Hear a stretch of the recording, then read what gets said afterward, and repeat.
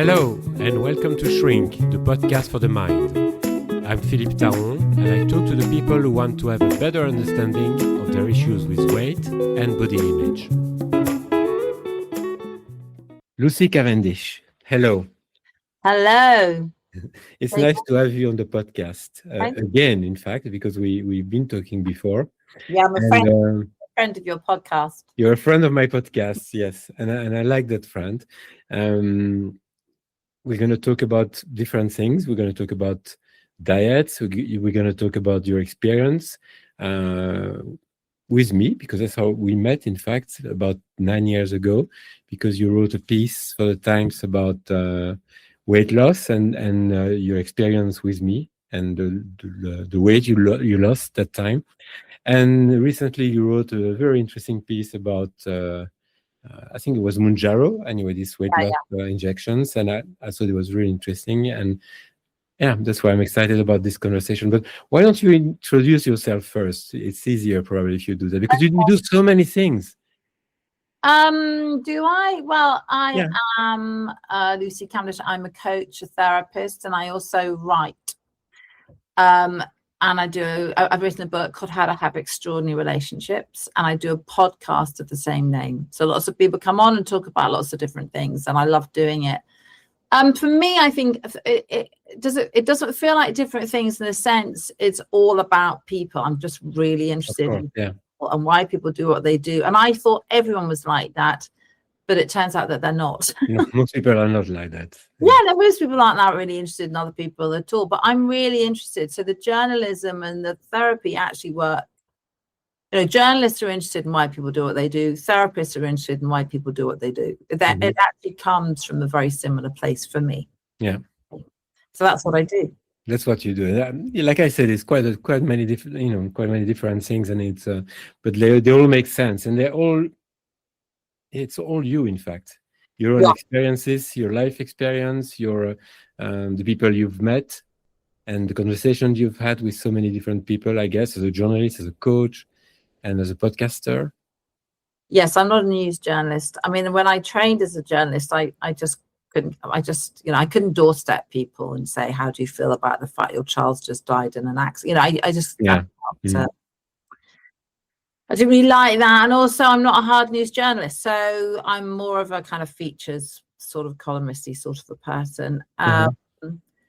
And when I first started training as a therapist, my tutor, who was wonderful, said, listen, you've got to make a choice. Because at that point, when I'm talking, let's say 10 years ago, if not more, therapists kept under the radar. For also, we won't go into the reasons now because that's not the point of this podcast. But essentially, you couldn't be a journalist and therapist. That's totally changed now because we're all, everyone's out there doing this. So it's totally changed. But that's quite a quick change. Yeah. So I write about stuff. I write about clients if they're, anonymously. But I also write about my own experiences because I'm open. I'm a very open book. And I want people to hear stuff so that they know they're not alone. It's really important. So sometimes when I read stuff online, I think, oh my God, I'm not the only person that married the wrong person. And I think it's helpful, right? And what's helpful with the therapeutic hat on is that I can help people know kind of like what to do about it, how to move on, how to heal stuff. So that's why I do it. It's a kind of the same for me, because in my book, that was published a long time ago now here and in Italy, I talked about my own experience with being very overweight and how I lost that extra weight with therapy, and it's a long story, but and so people could relate to my story. People could say and often now, even when I talk on my podcast or when I'm invited on someone else's podcast, I like talking about how difficult things have been for me, and how even though now I've been through that, I still sometimes have to to have a good look at myself and think, what are you doing? Why are you doing this? Why are you eating that way, for example? Or why are you drinking another glass of wine? Do you really need it? And it doesn't become natural. It doesn't become a natural thing. 100%. Bring it on. Yeah. So I get it. Yeah, no. Do I need Mm. another glass of wine? Yes, you do. Yeah. Anyway. Yeah, exactly. So when we met, you wrote I think the title of the article, the piece that you wrote was "How I Lost Half a Stone with a Therapist," or something like that. What do you remember of the experience? Do you remember very it? much? Not really, I'm Sorry? afraid. I remember being Mm. not really, because I've written so much stuff about so many things. Yeah. That I don't remember a vast amount of stuff about it, I'm afraid, because I've just written so much about so many things. And obviously because my life around weight loss now has been around injecting myself with Mounjaro. That is sort of obliterated everything. But that doesn't, sorry, that's very helpful of me. No, so I remember when we were talking about, when we saw each other quite a few times, and we were talking about how you were eating and why you were eating emotionally and stuff like that. And I'm not gonna get into that, but that's mainly what we were talking about. You can get into that because that's helpful, I think. Yeah, but I'm not gonna get into your own experience. Yeah, I'm not gonna.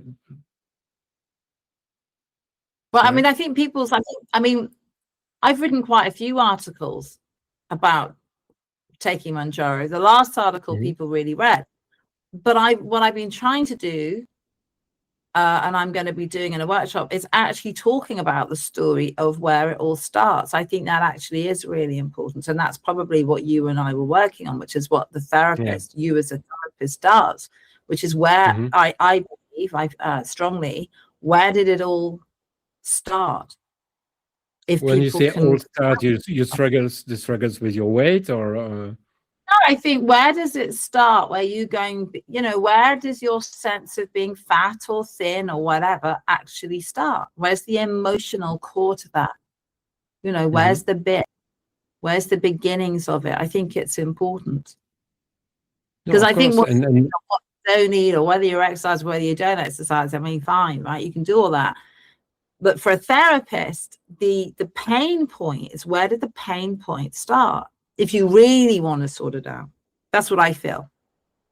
Except if you take these injections, then you don't need to address these issues, do you? Somehow it depends how interested you are in it. But I mean, I think. Well, I mean, I think it's really interesting for me, because, of course, the joy of the weight loss drugs is that you lose weight, right? Excellent, brilliant. Yeah, that's amazing. I know. Yeah. You got a heart problem, you take statins. I mean, fantastic. You take a drug, as many people do. There's a lot of shame. You should do it like this, you should do it like that. I'm like, well, if I knew how to do it like that, and I could do it like that, honey, I'd have done it, right? So please go away with all that stuff, because I'm not stupid and I know all that. So it's a big conversation. So I tell, when people say, gosh, you've lost so much weight, how have you done it? I say, I've been on Mounjaro, and it's completely changed my life, because I have gone from someone who has got an unhealthy relationship with food, or however you want to call it, where a lot of my life was taken up with what I was going to eat, when I was going to eat it. The amount of noise, the food noise, is, you don't realize how awful it is. And I do realize it, because you don't have it, and you don't have it. I mean, wowzer. It's like, oh my God.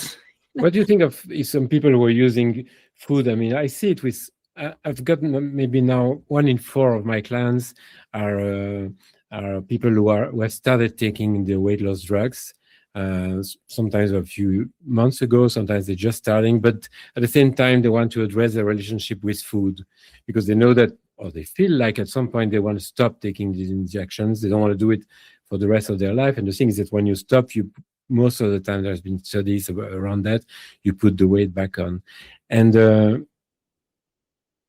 how do you feel about that? How do you feel about the idea of taking this for the rest of your life? I don't like that expression. But I think, I'm not a doctor, and I think everyone has a different experience. So, I mean, for me, is it important for me to go back and address the pain points from when I was very young? No. Okay, I'm a therapist, I'm interested in it, so of course I'm interested in that. The thing for me about taking Mounjaro, I mean, is that it's a lot of money. Okay, so you've spent a lot of money. How much do you spend? Well, it's about 170 a month. I don't Mhm. know. I mean, that's probably what it is now. I'm not on. I mean, I've been off it for a while. So But then you save on your food. but what I'm saying is, you've made a financial investment, Mhm. right? So it's cost you money to go on it. You like how you feel. You like the way you look, and it has.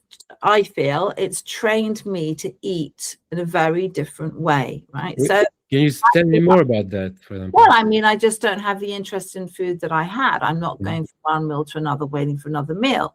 You know, I like being a size 10. I don't want to be a size 16 again. Mhm. I Yeah. don't feel as hungry. I'm much more active.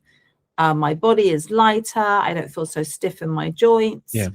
I can dance. I can move. I can Mhm. stand on my head. And I don't want to go back to that pain body that was carrying around 4 stone of pain, right? Really, I don't Mhm. want to go back to that, and I Mhm. don't have to go back to that, right? So, but I have a tremendous amount of willpower. You know, when I'm focused on something, I'm very focused on it, and so I think it's highly unlikely that I'll go back. But that's also because being on it has changed. You know, it's like being on it has it's made me think different. It's helped me think differently about food. But I wasn't particularly a comfort eater. I just like eating a lot of food. I don't pick up chocolate or ice cream because I'm sad. You know, Mhm. not really. So I'm not necessarily an emotional eater. I'm just greedy. I just Mm. like eating a lot of it. You know, and if I look at a restaurant menu, I want to eat the whole lot. So is there a sense of denial? Yes, I go out for dinner, and instead of going, oh, I'm going to have this, and just order the whole lot because it looks delicious, I have Mhm. to understand the fact that that part of my life is no longer applicable to how I want to live my life. So I've had to say goodbye to that way of being. Not, you know, I can go out and have some nummy food, but I make sure rather than a starter and a main course and a pudding and some Yeah. cheese, which would be yummy, Mhm.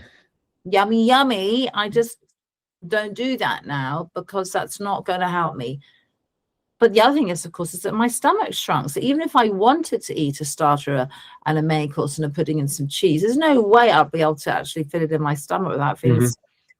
So that's how it retrains people. Yeah. But can you be on it for the rest of your life? I don't know. I'm not a doctor, but people take it for diabetes for their entire I lives. know. Yeah. Yeah. So yeah. Mm. And if you start putting the weight back on, you can go back on it. Yeah. For me, it's Stop like, taking it now. yeah, I'm not taking it now because I don't really need Why? to. Why did you stop taking it? Because I got to my target weight and I didn't want to lose any more weight. Mm. You think you would have lost more weight if you kept taking it? Yeah, and I didn't, I'd got to the point where it was getting, I was like, I'm actually got quite thin now. Mhm. I don't want to be thin. I was kind of looking thin, and I was like, God, I look a bit, thin and old, and I didn't want to be thin and old. I want to be a healthy weight. Yeah.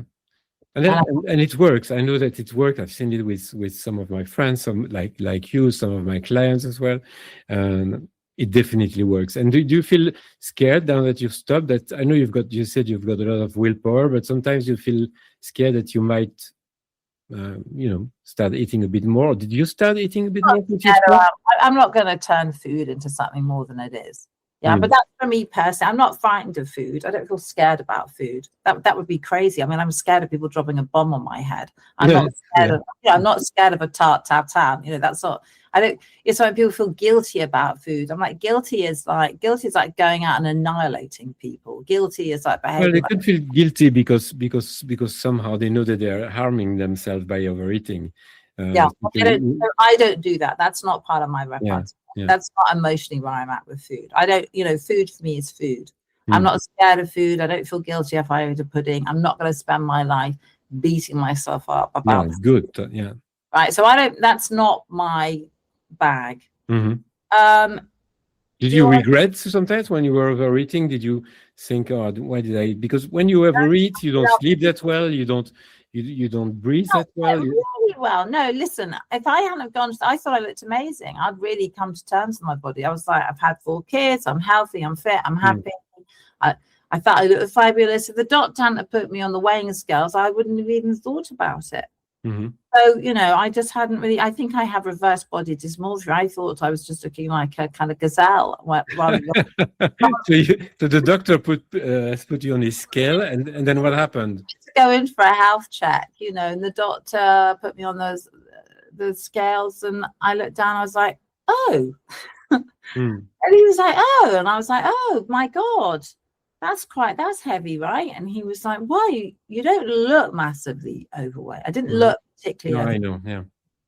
because I was fit. I've always done yoga and dancing. Mm. And so we went and put the things in the computer, and my BMI, and now I know the BMI, you can question the validity now. But still, it means something. Yeah. Yeah, but it was sort of based on people Yeah. in the 1940s who had powdered eggs and were always thin because they'd just come out of a war. So is it, you know, our body shapes changed since then. But, you know, it was obese, heading off towards morbidly obese. And I was like, oh my God, that doesn't look good. Mhm. He said the thing about that is you're putting too much strain on your body. Yeah.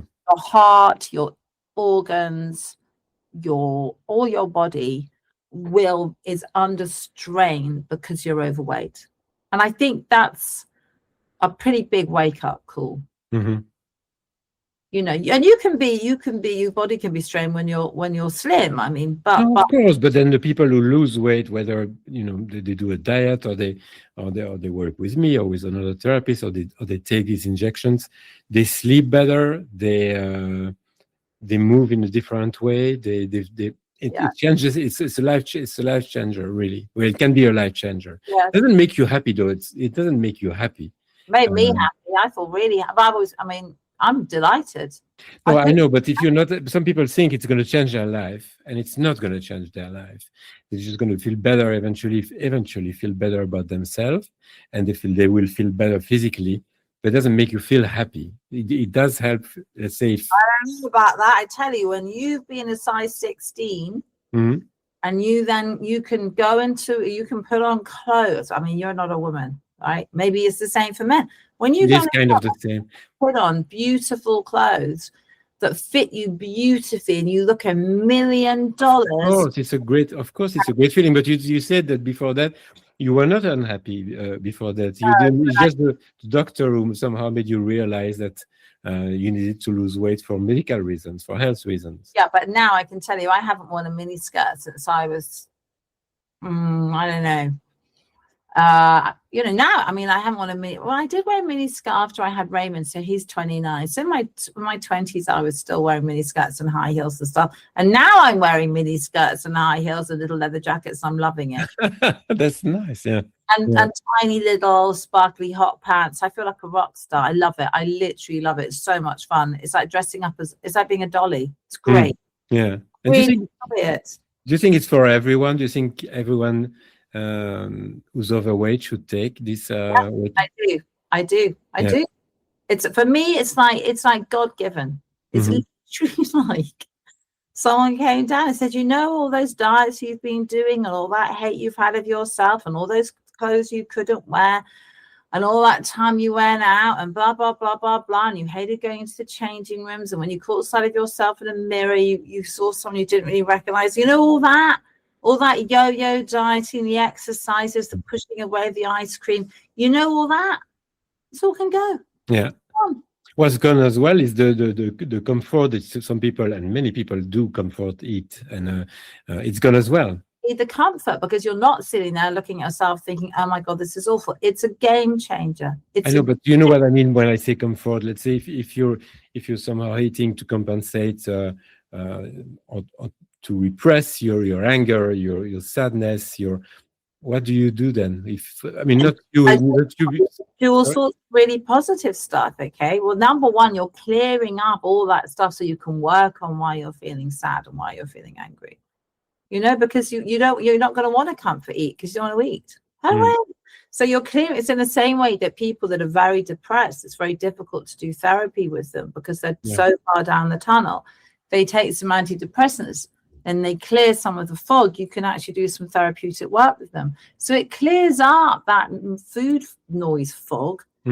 So that if you're comfort eating, I mean, I don't really do that. But if you were comfort eating because you were sad or because you were angry, you can't do that anymore. So you've actually got to deal with what's going on. Yeah.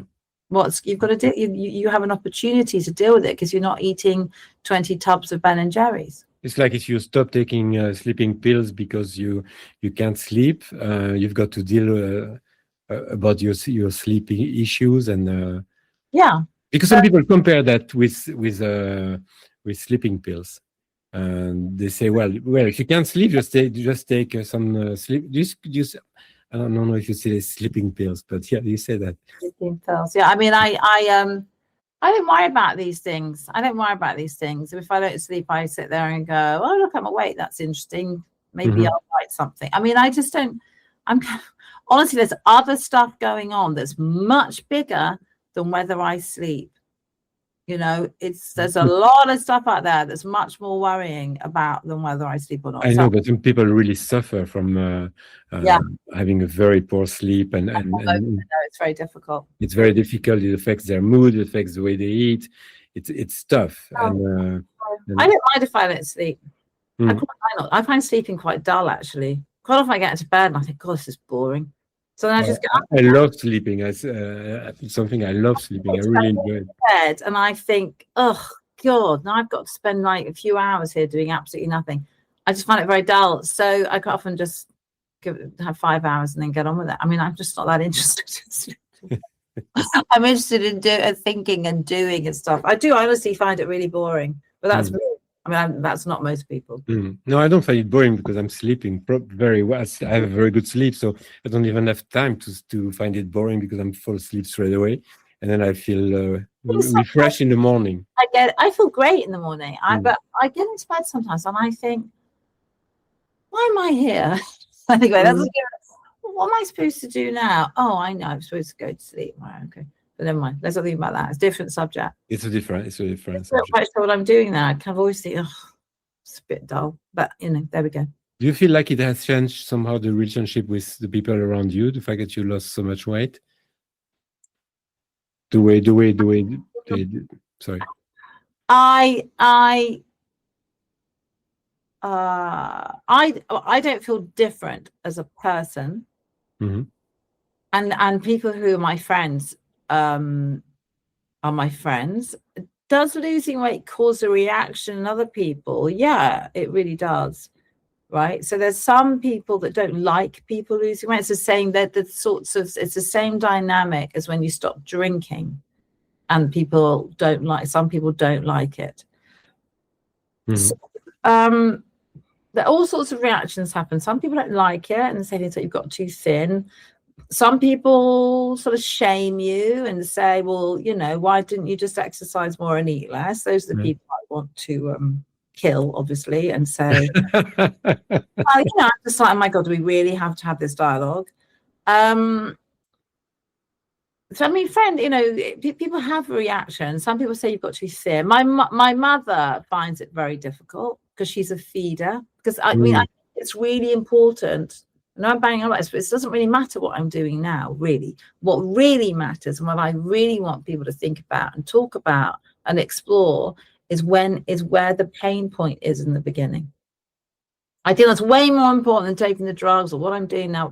It's how did it start? So tell me, I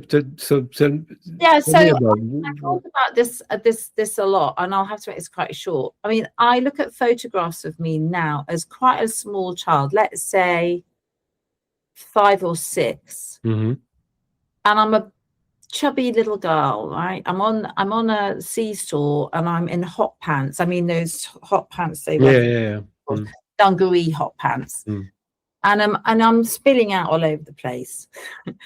My little friend Patricia, who was half Spanish, half Irish, is like whipped in. And I just remember feeling chubby. And she was not chubby. I hadn't thought about this for years. And then we would go off to shops because we both like riding ponies. And they would bring out the little jodhpurs for beautiful little Patricia. And then they'd look at me and go, oh, she needs a couple of sizes up. And I remember finding it humiliating. And when we went to buy chaps, these half chaps that you put over your calves, and you them up to be able to ride horses.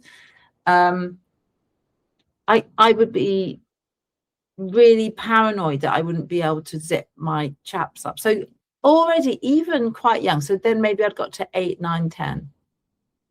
I remember feeling shame, hiding at the back of the shop. You know, even riding boots, my calves were too big. I couldn't get into riding boots, so I wore half boot. I mean, even though I remember the terrible shame of not being able to put those riding boots on and being paranoid my calves wouldn't fit. This is a terrible feeling to have as a little child. Of course it is, yeah. Awful. No one talked about it. Then I feel like most kids, and I remember my mother saying, "Oh, it's puppy fat and you'll slim out," and da. I think she did say that to me. And then at some point I did slim out, and I was sort of lithe and sporty and like a boy, you know. And then I got to puberty, and lots of things happened at the same time. My father, just before puberty, walked out, and that was awful. And I was put on the contraceptive pill because I had bad skin. And what doctors did to girls then, and maybe they still do it now, is whatever you say is wrong with you, they just put you on the contraceptive pill. I mean, you know, I don't know, but back then you didn't really have the boots counters with all the things you have now. You just had like a couple of face creams. So they put me on the pill, and I went from this very lithe, athletic-y person into having breasts, big breasts, and hips and bottom, and I kind of blew up what felt like overnight. And I really hated it. I hated it for many reasons. I hated it because I didn't feel like me. It was like lumbering around a woman's body, but I didn't feel like a woman. Yeah. I hated the male attention was off the scale, unwanted, disturbing, unpleasant. I didn't want it. Horrible. I was not used to it. I wasn't I wasn't experienced. Of course I wasn't. I was young, you know, why should I have been? And so that the male gaze was awful and humiliating. Awful that, having to change how I walked to school because I couldn't cope with being whistled at. And men, I mean, they don't do it now because it's illegal, putting down their windows and whistling at me, and you're 12. Come on. That's terrible, yeah. Absolutely terrible. Yeah, it is. That I wanted my father to come back, and I thought if I was thin and I still looked like a girl and I was still the person he loved, he'd come home. And then I became anorexic and I didn't eat. And again, all this is at a time when no one said anything, so I just got thinner and thinner and thinner, and I liked that, you know, it was great. And my mum would cook dinner, and I'd go upstairs and I'd throw my dinner out of the window, and my brother would say he'd see peas and yeah. So that would have been a terrible period because being anorexic is such an awful, terrible thing. You must have felt terrible at that time then. No, it was great because I was thin. I loved it. It was wonderful. But I felt top notch. But I look back at photographs of me now, and obviously it's not many because this is, you know, I'm nearly 60. So this is quite some time ago, and I was stick thin. But again, no one talked about it. You know, no one. First of all, people were like, "Oh, you know, you've got so slim," but you know, we weren't. And at that time where people really talked about it or kind of really knew about it.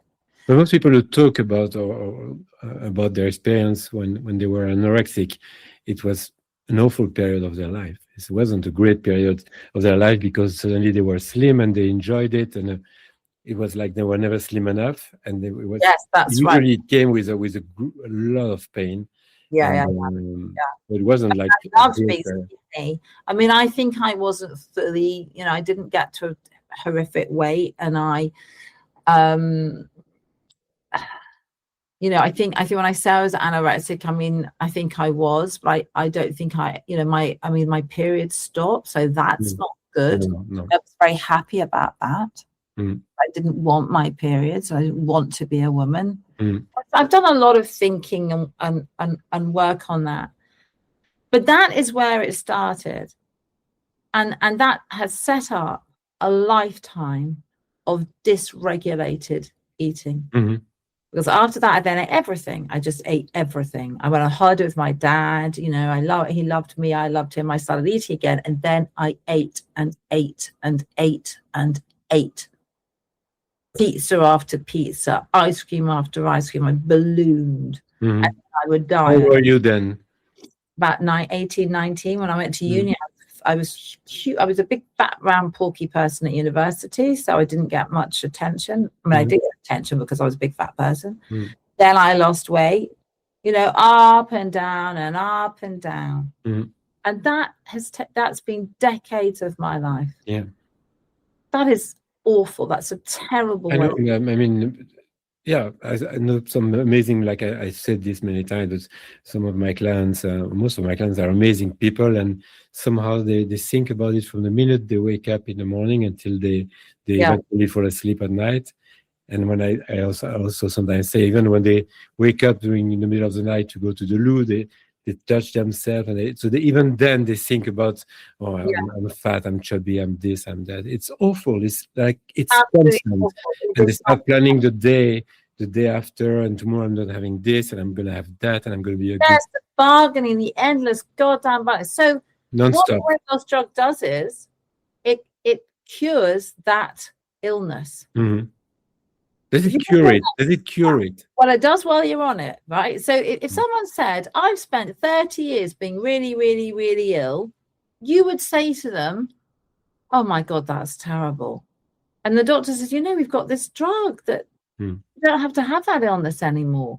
Why? I mean, people need to think about it that way, because people that don't have that world, that don't have that experience, bless them, lucky them, don't understand what I'm talking about. Good.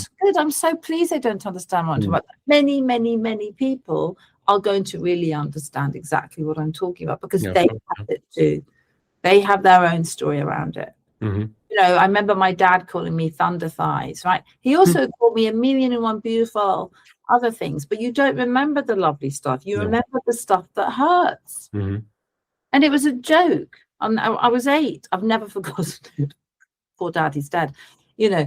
And now I just, and also the other problem about it is that even when you are looking great and you're slim, because in the vast periods of time where I was perfectly normal sized, I didn't even see that then. And even now, I was in Greece last summer, and I met some American Greeks, and we were chatting away, and he said, oh, my daughter looks like you. She's tall and slim, just like you. And I was looking around thinking, who's he talking to?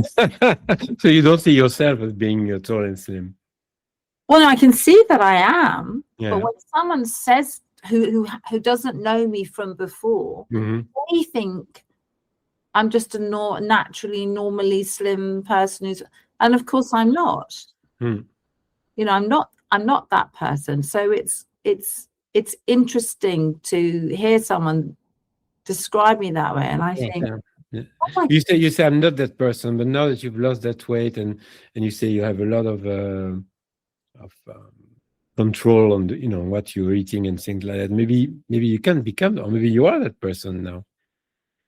You think you will never be that person? It will. I mean, I do feel like, but it's still interesting when I'm at yoga and I look in the mirror and I think, I wonder who that person with the long brown hair is doing those yoga poses. Oh my God, it's me. Yeah. You know, it takes a bit of an adjustment, because 4 stone is a lot of weight to have lost. Of course, it's massive. Yeah. It's a huge, and you lose it very quick. I lost it very, very quickly. How quickly did you lose it? Well, probably, you know, within a year to a year. Yeah. I mean, I lost. But you see, again, once I decide to do so, I've done Weight Watchers before and lost a lot of weight. But I've gone back on again. So when I first met the man I ended up marrying, it's interesting, actually. I was slim. I was probably a size 12, maybe when I met, and then I'd lost weight because I'd seen you. I was with him then, I think. I was about to get married. And then a lot of our relationship and a lot of people's relationships, I think, also people that are coupled up tend to be a bit lardier than people that are single. But when you're single, you're trying to kind of attract a mate. But when you're coupled up, it's not so... doesn't matter that much anymore. It's not so important. So you sit and, you know, I mean, we just ate a lot of food. Why did you have to eat a lot of food? Just, I mean, you said at the beginning of the, sorry? Well, I think we liked cooking together. and we liked- Can you imagine that you like, I mean, I'm sure you can, in fact, you can like cooking and love food, but still not overeat. That's Yes. what you do now. That's what you're doing now, by the way. I don't love cooking. I can't bear cooking, Mm. but I used to like cooking. Yeah. But again, I'm in a different phase of my life. So the sitting at home, cooking with a partner, eating together and watching television, for me, is not where I'm at right now. Mm. So I don't want to do that because I've done that for decades. Yeah. And now I want to be out and about and dancing and singing and, yes, having really lovely food, but lovely food, like beautiful fish and vegetables that, you know, in Asia, Mhm. Yeah. spiced. It's changed how I feel about what I eat. I don't eat a lot of meat anymore. Very rarely eat meat, and I've got much more aware of what my body wants and needs. Mhm. You know, and that's a big difference. And do you see, does it change your relationship with men? Let's say if you go out and Yeah, you I mean, yeah. because I see some of my clients, you know, some of my clients tell me, well, when I go out and they've lost quite a lot of weight, and they say, I see a man, I think, well, no, I'm anyway, he's not never going to look at someone who's fat like me, but they're not fat anymore. They just forgot, like you mentioned earlier, they just forgot they're not fat somehow, and it's like, oh yeah, I could maybe be interesting. You know, a man could find me attractive or sexy even. And has it changed the way you? Well, you know, I'm like Philippe. I've never been lacking in self-confidence. I'm not, and I don't, you know. So for me, especially as I've got older, you know, I've got 4 kids, so I got very into thanking my body for producing these 4 children, which I had at home. Not that I'm saying everyone has to have that home births and have natural births. I'm not saying that. I chose to do that. That was my choice, and so my body's taking me through pregnancies. It's taking me through birth. It's taking me through breastfeeding. It's taking me through the menopause. And my body has done wonderful things for me. And thank body, you know, touch wood. I tried now to take care of it in return. Right. So I do my yoga. I do my breathing. I try to. So part of it also for me is trying to honor my lovely body that's worked so hard, you know, to keep me healthy when maybe I haven't matched it in return. I never really kind of thought no one's going to fancy me. I don't really see things that way. However, it is certainly true that I get hit on a lot more now than I did. Especially since you wear mini skirts. I mean, yeah. I mean, now I'm like a sex goddess, but so I get hit on a lot. But how do you feel about that? How does it make you feel? Yeah, fine, whatever. I'm like, okay, sure. What do you mean, whatever? Sure. I mean, listen, you know, I'm out of 10 men, I might just be interested in one if they're really lucky. Right? So it's not really about me, that's about them. Yeah. I'm like, great, fine, but you know, yeah, okay, whatever. I mean, I do feel like that. I'm like, whatever. I don't, you know, I don't really need that approval. So what's interesting for me is that I'm not different. I've always thought I was pretty sexy and attractive and funny, and my character hasn't changed. But it is certainly true that men find me a lot more attractive now. I'm 4 stone less, which is a bit of a sad thing to say because I am a different person. But that's true. You think it has to do with the way you dress up, the way you move probably makes a difference. I think people like people that are slim. I mean, it's just not rocket science. I'm not saying it's right. I'm not saying it's wrong, but it's true. We make assumptions. People that are slim are more attractive. People that are slim have more self-control. People that are slim more energy. They've got more. I always had a lot of energy, but they look better in their clothes and you know. But so also the fact that you feel better about yourself makes you more attractive, don't you think? I always felt good about myself. That's just the problem. Not always, from what you've said. You haven't even always. Years in probably the last 10 years, maybe a bit less. I felt pretty good about myself. I've done endless photo shoots and quite gone onto beaches in my bikinis, and that's because I don't think I saw myself very clearly. You know, I'm on tight dresses and tight skirts and Well, good. That's which I think is great. Yeah, I love hearing that. And do you because you mentioned your kids? What was their reaction when you told them you were going to do it? I want to say something else. Sorry, men. I'm No. going to say this, right? It's really like great big lardy men don't seem to feel the same way as women. So great big lardy men who are about as attractive as the back end of a train come hit on you. And part of me wants to say to him, well, I've spent quite a lot of time trying to sort my weight out, sort myself out. But you obviously haven't. Right? Or maybe they have and they didn't succeed. Well, I don't know. I kind of feel like, well, you know, it goes both ways, actually. No, I agree. Yeah. What about my kids? They don't really, they're just sort of like, they love me. They love me. Well, of course they love you. So if they love you, they must be happy. Are they happy for you? Were they worried at some point? Did they comment? No, I don't think they were worried. No, they didn't comment. I never thought, I think, if I'd been sitting at home eating ice cream, mainlining popcorn, watching daytime TV, and being depressed and sad, yes, they would have been worried, but I wasn't like that. I was active and fit. Yeah. Are they happy because I feel happier about my body? Yes. You know, they're happy because I feel happier. They talk about it? You talk about it with them? No, we don't talk about it. No? No. Would you encourage one of your kids then to do it if they were dealing? Absolutely. Yeah. Absolutely, I would. Yeah, I would encourage it completely. I mean, I've been very fortunate that I haven't had side effects. Yeah, the side effects don't last for very long usually. Huh? Well, I don't know. So I think people ask me, should I go on it? Should I go on it? What about side effects? And I say to people, I'm an advocate for it because it's really worked for me, but I'm not a doctor. And that's something you should. I mean, I think if people want to go on it, they really need to go and talk to their doctor first. Of course. Yeah. No, of course. It's really important to get medical advice. Don't just go online. Don't just go on, whatever. I think it's really important what you're doing. Yeah. Because obviously some people have had very severe side effects and those people aren't going to want to be on it. So I think there's a caveat to that, which is you need to check out. You need to get all your tests done, your blood's done, and your everything. Yeah. No, totally. Yeah. And does that mean you're going to have to spend a bit of money? Yes, it does. Everything checked before I started privately because I wasn't big enough to get it through the NHS, and then I carried on. I had my bloods checked every 3 months. You still now? You mean you're doing? Not now because I don't, and because I'm off. But I mean, I had it all checked to make sure all my levels of whatever it is, because you don't want to get unwell whilst trying to get. No, of course. So when you decided to stop, there was no worry at all that you didn't wonder what's going to happen now.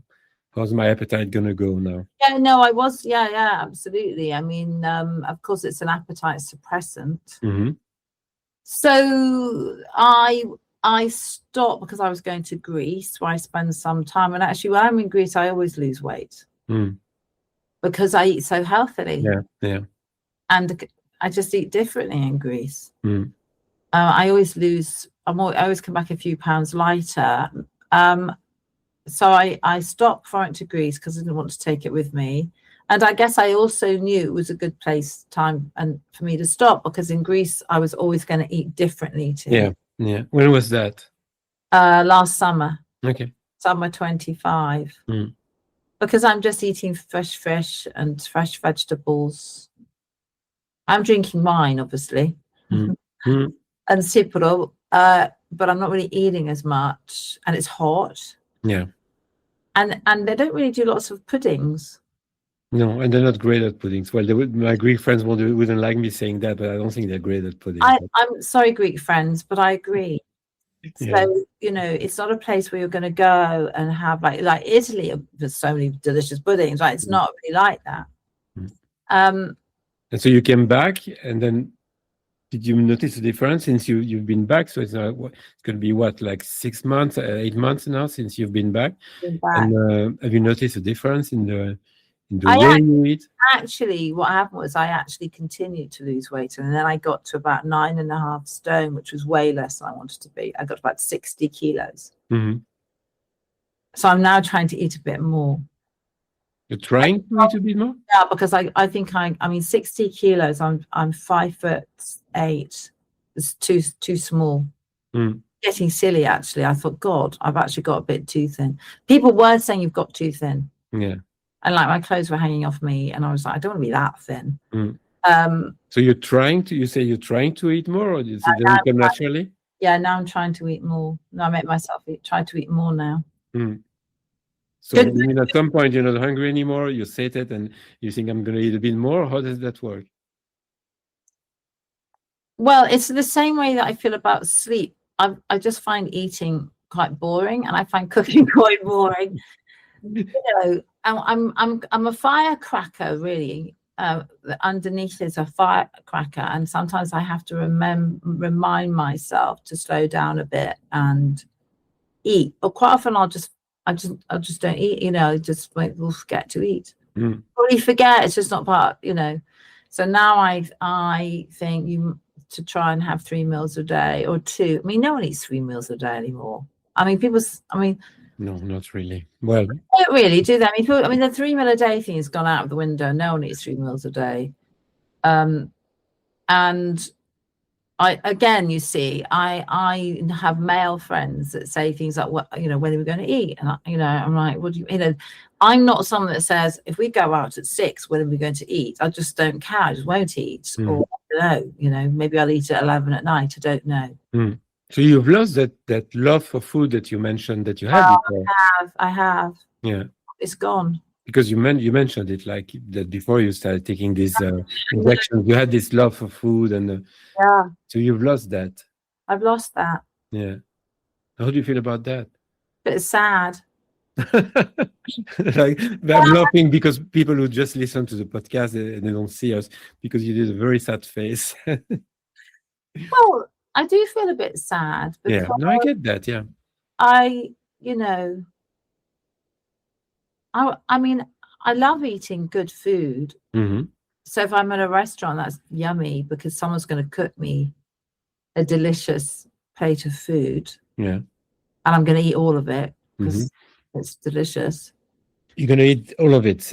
That's yeah. Well, I might. It all depends. But you know, if I'll order.